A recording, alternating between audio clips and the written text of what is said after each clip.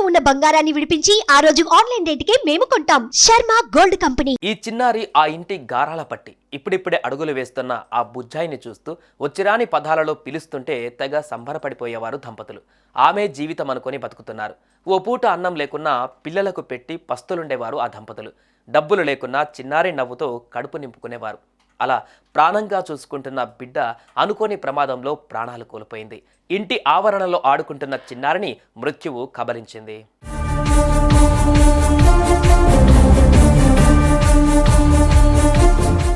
రెక్కాడితే గాని డొక్కాడని బతుకులు వారివి. ముగ్గురు పిల్లలు ఉన్నా ఏనాడు భారంగా భావించలేదు. ముఖ్యంగా వారి చిన్న కూతురు బలమ్మ. ఎంతోమంది దేవులకు మొక్కితే కలిగిన సంతానం ఆమె. అందుకే అల్లారు ముద్దుగా చూసుకుంటున్నారు. ఒక్క నిమిషం కూడా విడిచి ఉండలేరు. అలాంటిది ప్రాణం అనుకున్న బిడ్డ దూరం అవ్వడంతో ఆ తల్లిని ఓదార్చడం ఎవరి తరం కావడం లేదు.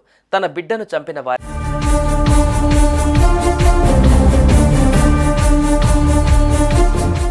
ఈ విషాదకర ఘటన జరిగింది హైదరాబాద్లో. ఆంధ్రప్రదేశ్ రాష్ట్రం పల్నాడు జిల్లా వినుకొండకు చెందిన చిన్న తిరుపతయ్య, బాల వెంకటమ్మ దంపతులు బతుకుదెరువు కోసం 10 ఏళ్ల క్రితం నగరానికి వచ్చి భూపేష్ గుప్తానగర్ వనపురి కాలనీ సమీపంలో గుడిసె వేసుకొని నివసిస్తున్నారు.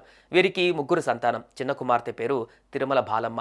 వయసు 2 ఏళ్లు. ముగ్గురు పిల్లలో బాలమ్మ అంటే దంపతులకు ఎనలేని ప్రేమ. అందుకే వీరిని పోషించడం కోసం తిరుపతయ్య ఇంటింటికి తిరిగి గ్యాస్ స్టవ్ రిపేర్ చేస్తూ అంతో ఇంతో సంపాదిస్తున్నాడు.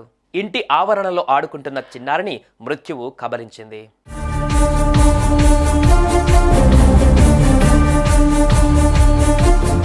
ఈ క్రమంలో సాయంత్రం అయ్యేసరికి ఇంటి బయట పిల్లలందరూ ఆడుకుంటుంటారు. అలానే బాలమ్మ కూడా బయటకు వెళ్ళింది. పాప పిల్లలతో ఆడుకుంటుంది కదా అని ఇంట్లోనే తమ పనుల్లో నిమగ్నమయ్యింది. ఇంతలోనే ఓ డ్రైవర్ నిర్లక్ష్యంగా అజాగ్రత్తగా చిన్నారిని కారుతో ఢీకొట్టి తలపై నుంచి వెళ్ళాడు. దీంతో చిన్నారులంతా కేకలు వేశారు. వెంటనే ఏం జరిగిందా అని చిన్నారి తల్లి బయటకు వచ్చి చూడగా రక్తపు మడుగులలో పడి ఉంది. పరుగున అక్కడికి వెళ్ళిన తల్లి బిడ్డను చేరదీసింది. కానీ ఉలుకు పలుకు లేదు. చిన్నారి మృతి చెందింది.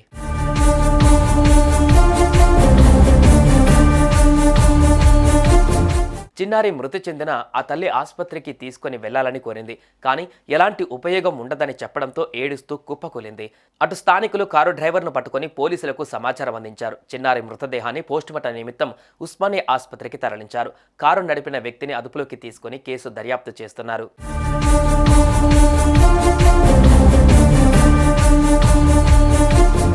ఇంట్లో ఆడుకుందామంటే స్థలం లేదు. బయట ఆడుకుందామని వెళ్తే మృత్యువు కబలించింది.